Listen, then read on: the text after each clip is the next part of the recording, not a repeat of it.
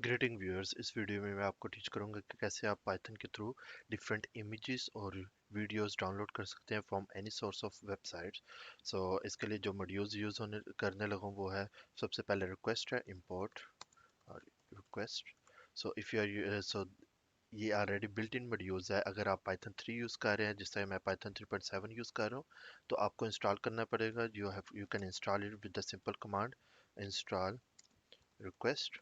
अगर आप PyCharm use कर रहे हैं तो PyCharm के through go to the file setting and then click on the plus icon of the Python interpreter.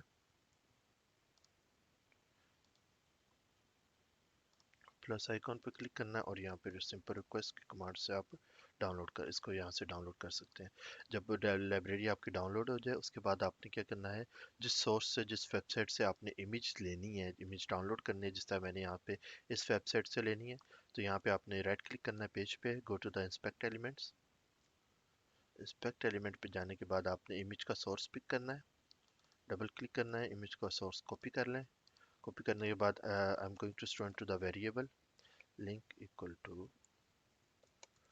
this, and now I'm going to make a request with the help of get request. Get request because I'm going to download some content from the website, so इसीलिए मैं get request करूँगा. So I'm going to store into the I'm going to store the response into the variable.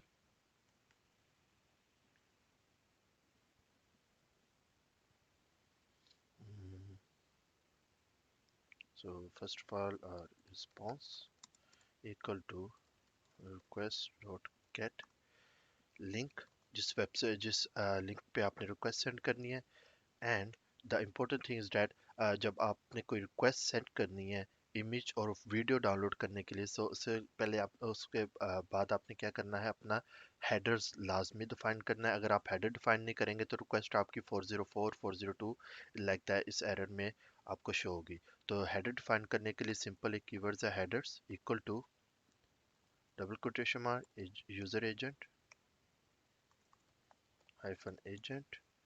User agent define करने के लिए agent now is done, and I'm going to use a Mozilla slash point five point one point zero।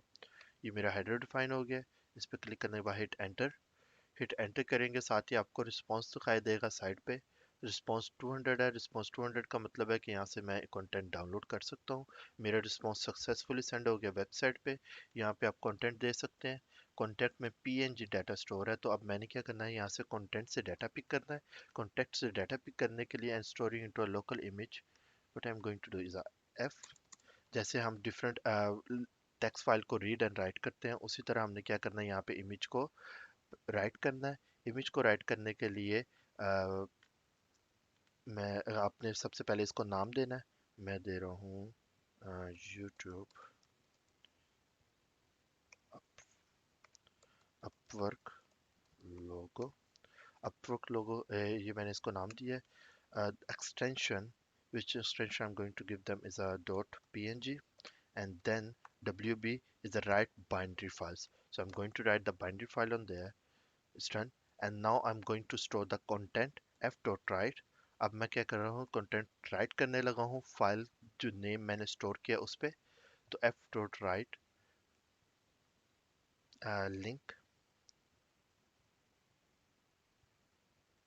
Response dot content, sorry response dot content, क्योंकि सारे के सारा PNG data store है response dot content में।